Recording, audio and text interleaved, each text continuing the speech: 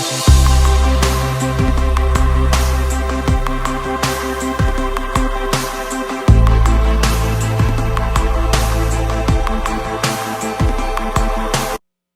morning. Thank you for joining us on Pastor's Corner. I'd like to thank you for your support, following us, liking us on YouTube or Facebook, also subscribing to our YouTube channel. I'm going to give you this before I get started, though. I'm not sure exactly what causes the traction on this.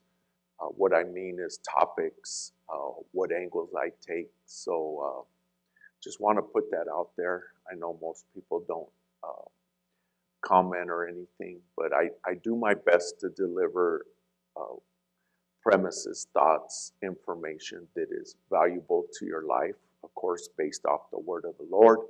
But I don't want to go into a place that is not something that all of you can apply to your life, and all of it could be edifying, but we all hear things differently.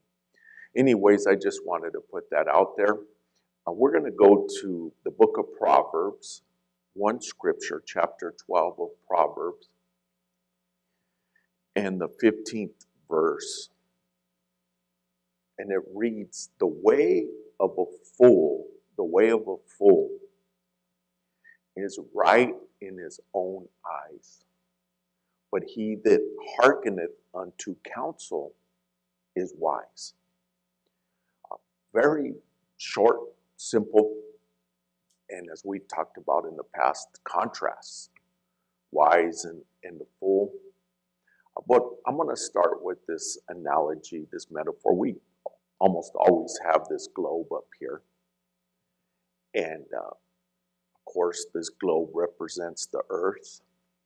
And it has measurements on here. It has longitude and latitude on here.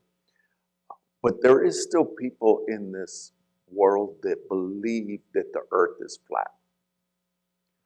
They believe the earth is flat. And they don't believe that the earth is round. It's actually not perfectly round. It is not. It actually has a different oval shape because of the axle that it is turning on. I know I'm getting a little deep there, but when we see a globe, it's perfectly round. And I'll give you this one, like if a plane was flying across the Pacific, it wouldn't go like if you went a straight line for us, like the way we might view it in our eyes, in our head. It has to go with the curvature of the earth. When they're building freeways, highways, long distances, railroad tracks, all these things, the curvature of the earth has to be taken into consideration. But there are people that believe the earth is flat because that's how they view it in their mind or in their eyes. And as the scripture says, a fool is right in his own eyes. I like how it's worded there in this King James, because we've been talking about the eyes and how our eyes can deceive us. And in our own eyes, very specific in here, on how it's written, in our own eyes. So what a lot of people do this. They see things from their own eyes, and then they try and gather information or back up to how they see it to back up their narrative, even if it's wrong. So I say, how can you gather it? So try and cherry pick things to back up a view that is incorrect, instead of doing it this way. Let us gather all the information that we can before we decide our opinion. Instead of making up our opinion and then trying to find things to back our opinion up. Because maybe we're looking at it incorrectly. Yes, we're looking at it incorrectly. And I use the flat earth as an analogy. The other one that I'll say is 2 plus 2 is 5. What I mean by 2 plus 2 is 5 is some people, they're believing something that's false, but they won't come out of it because they're right in their own eyes. Or they are trying to defy gravity. And this is what I'm attempting to do here, is to give counsel. Yes, when the word of the Lord is delivered, it's a form of counsel. And we would like to, as individuals, see somebody that's doing something incorrectly and go correct them or right them their wrongs, but it's a difficult thing to do. It's a difficult thing to do to try and change somebody's opinion that's already made up on whatever it is. We can pick a subject out of the sky, and their opinion is already made up, and you can bring the facts that the earth is round. I mean, they're not going to accept it. Like I said, this flat earth society that actually is out there. There's a whole group of people that subscribe to the belief that the earth is flat. And that's how they're going to live. They're going to live that way. I'm just giving that example, but people do that in other things. Now, what can we do though? What can we do? And I'm going to do two things here, of us talking to somebody else and us towards ourselves. But with somebody else that has a belief that is incorrect, and we may want to change them, which I would encourage you not to try and change somebody. But what you can do is you can give breadcrumbs. You can give bits and pieces, or you could plant seeds and I'm not saying manipulating or tricking, little small bites of information. Why little small ones? Because when somebody is holding on to a belief and we go and try and take a whole bunch of information on them, they're going to push back on it. They're going to push back instead of little bits and pieces. Now, of course, I'm talking verbally, which is a small part of us speaking to people. Yes, it's a small part. The bigger part that speaks to people is our life. Our life speaks more to people than our words do. And when we understand that, we say a whole lot more to people's lives with the way we live than what we say. And so many people think, I just need to say it. I just need to tell them. I just need to speak this. And not understand that the more we do that, the more people will tune us out. They won't hear it. But as it says, the fool sees how he sees it. So our life is something that speaks to people's eyes. That's why we have to look at it and say, the biggest voice that we have is our feet. Our feet are our biggest voice. What do I mean by that? The way we carry ourselves, the way we walk, the way we conduct our lives speaks volumes as compared to what we say with our mouth. But when we do say something with our mouth and we speak it, little bits and pieces as compared to knock down, drag out, verbal blowout, which doesn't get anywhere. When two people begin to do that, they just put their heels in the ground and they're not coming off of their stance. It's very seldom that people will allow information to come to them that will get them to change their opinion. It's very seldom. And I would encourage you, and along with myself, that if we don't have all the information to hold back, whatever that is. I'm going to use politics, and that's a big one.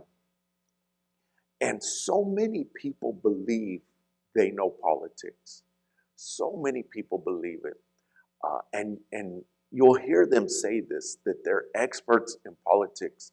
In reality, all they are people that have watched the news, read some articles, listened to some people's perspective, and make their mind up.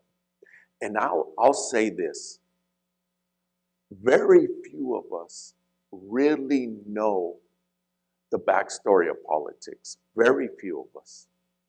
Because we don't have all the information. All the information is not available. We don't have all the information. Now, as they say, we could make an educated guess on things, but there's a lot of things we don't know and we don't understand. We don't understand the reason. We don't understand where it came from. Now, we can have a narrative out there and we can hold on to a narrative, but not have all the information. Now, this is going to be me right here. I find it very hard and difficult to believe that somebody can be in politics, and I'm talking about literal politics, and have integrity. I believe almost all of them, if not every single politician, has to live some form of a lie. They have to deceive, they have to trick, they do, and they cannot speak 100% truth. They will not survive. And I know that may be hard for us to hear, but let me give it this way. When people believe that one side is 100% correct and another side is 100% incorrect, that is not true. There is truth on both sides and there's lies on both sides. The quicker that one can understand that, the quicker we can find ourselves not walking down a path that is incorrect in our view. Now, so much I'm not going to look at, I'm not going to dwell on. Why? Because I realize that I don't have all the information and I'm not going to get all the information. Of course, the Lord does. The Lord knows.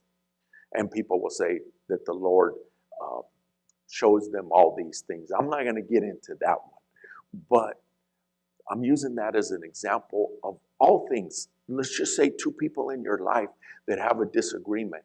And I watch people do this all the time. The first person that comes to them, they take everything that person said, and then this side is right and this side is wrong.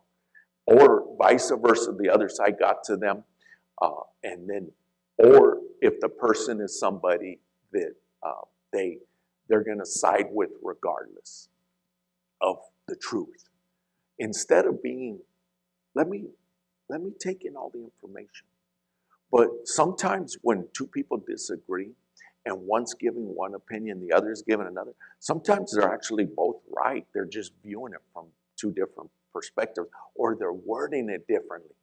They're saying the right thing, or they're in their verbiage. They're saying the same thing, but they're arguing because of the way they're saying it.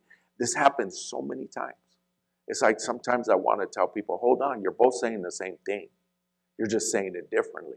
But they put their heels in the ground and they can't hear each other because the way they see it.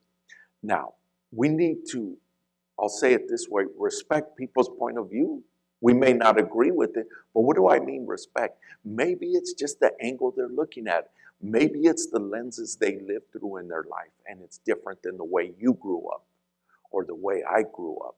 This is the best. This is the most. This is the greatest. This is the, and I look and I say, so many things are subjective. I'm not talking about the word of the Lord. I'm talking about our opinion on things. This food is the best. This whatever is the best. And it may be their favorite, but you can't say it's the best. This is the best and this is better than that. But we can say, I like this one more, or this is my favorite. But we can't really say things are the best. Now, I'm not talking about God. I'm talking about our opinion on different things. But a fool's going to be right in his own eyes. Now, for me, I want to pick my battles. And what do I mean by that? I'm not jumping into all of these different arguments and things, and I'm just going to stay out. I'm going to stay out of those fights, especially if there is no coming to a conclusion on it. Now, the earth is round. That's an easier one to prove. But again, there's some people never come off the opinion that the earth is flat. And this goes on in different things. Now, finding people in our lives that you can drop knowledge on, information, you can mentor them, you could direct them, you can guide them, you can coach them. They don't come up across very often across our life. I look back at me at being in my older age now, and the people that mentored my life, the people that coached me, of course my father, and different literal coaches that I had, mentors, teachers, and all these decades later, I could still remember things that they instructed me, they taught me. I could also look back on some of them that gave me incorrect information, and I could look back. But the one thing that I always did is I always would defer to my coaches, my mentors, my teachers, the people that led my life. That sometimes it didn't work out because of being led by somebody that didn't know what they were telling me, but others they did. And I think about teachers that I had in different areas, but I wouldn't sit there and argue with them. I wouldn't argue and fight back with them. The one thing I always did, even from a young age, is I would ask questions to try and understand why. What is that? Explain that to me. And when a teacher, a mentor, somebody leading me was able to explain to me, this is why you do this, it made it so much easier for me. It made it so much easier for me to follow what they were teaching me. Of course, the biggest teacher that I've had in my life is the Lord. And I thank him for guiding my life in so many things that I looked at. He taught me. He taught me so many things. Yes, man taught me in life, and I say man and woman. They taught my life, but the Lord teaching my life and being open to the Lord teaching my life and understanding the Lord and His Word, that they line up.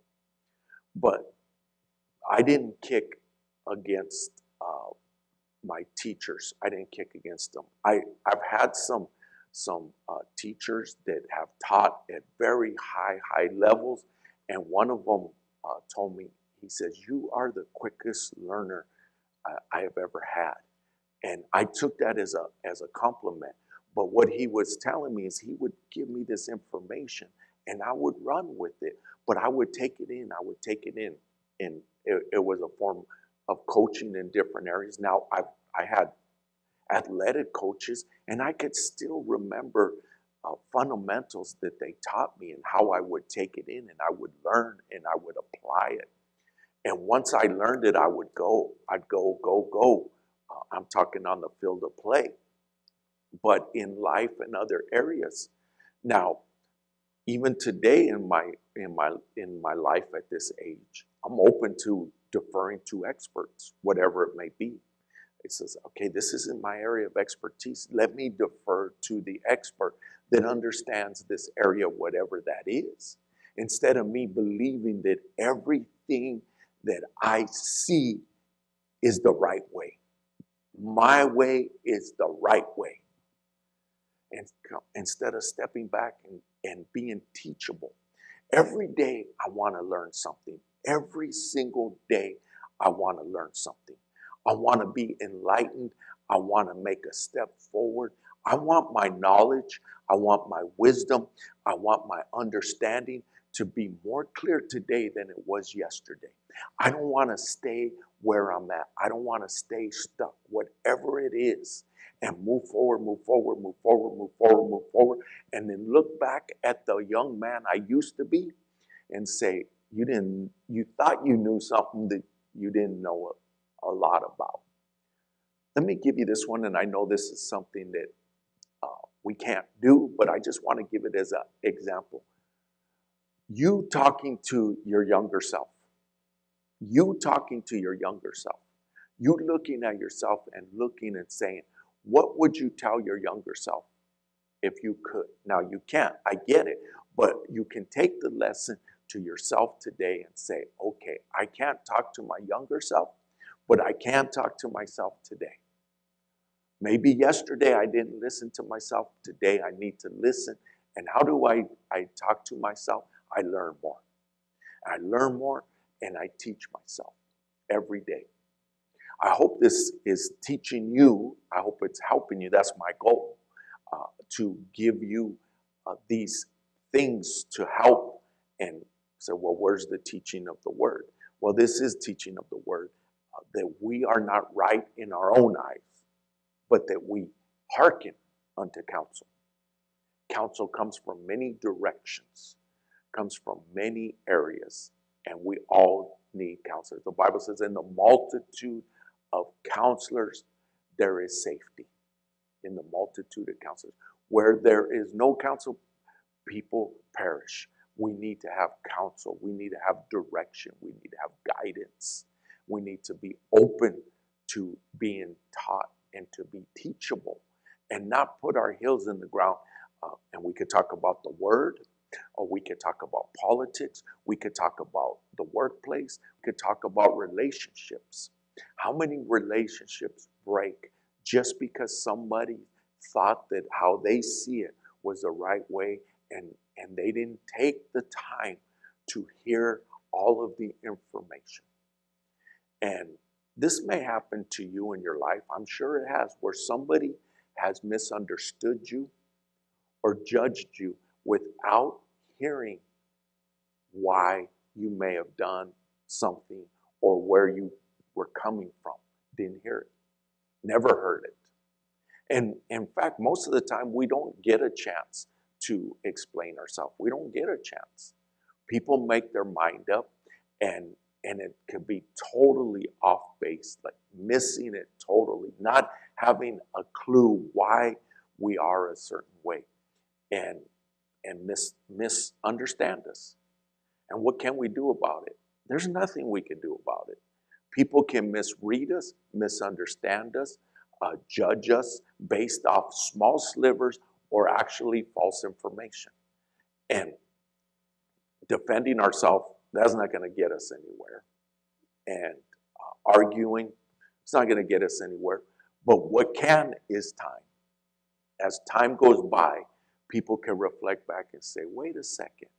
This person did this, this, and that, and it seemed crazy, like Noah building the ark. But once rain started to fall, Noah was no longer crazy. Once the rain started to fall, the water started to gush out of the earth. He was no longer crazy, but he was crazy for 100+ years in people's eyes. But they didn't understand what Noah had heard, what Noah knew, because the Lord had guided Noah and spoke to Noah. But time will prove us. And maybe there are things on this earth that we won't be proven correctly, but I look at it this way. We'll stand before God and all the truth will be revealed. All the truth will be known. And so many things in my life, I look at it that way. I say one day we will all stand before God, and there will be a reckoning. There will be a reckoning, and so many things I say, I'm not even going to touch it. I'll just wait for that day when we take accountability in the presence of the Lord. Now, for me, as with my life with the Lord, I need to take accountability today, not then. Let me take it today. But what I mean by that is some people's approach and stance and may have, or how they view things and see things. Oh, wow. When that day comes, that there'll be no arguing. We're not going to stand before the Lord and tell him the earth is flat. It's not going to happen. So that's the great thing that we can look forward to, that everything is going to be smoothed out in his presence in eternity, and it'll all be settled. Thank you for joining us on this Sunday morning. Thank you for supporting us. If you'd like to bless us financially, there's different ways you can give there on the screen. We will be back here in person, noon Arizona time. Our address is 1363 South Vineyard in Mesa, Arizona. Zip code is 85210. We will be here in person delivering the word. We thank you for your support and have a blessed day.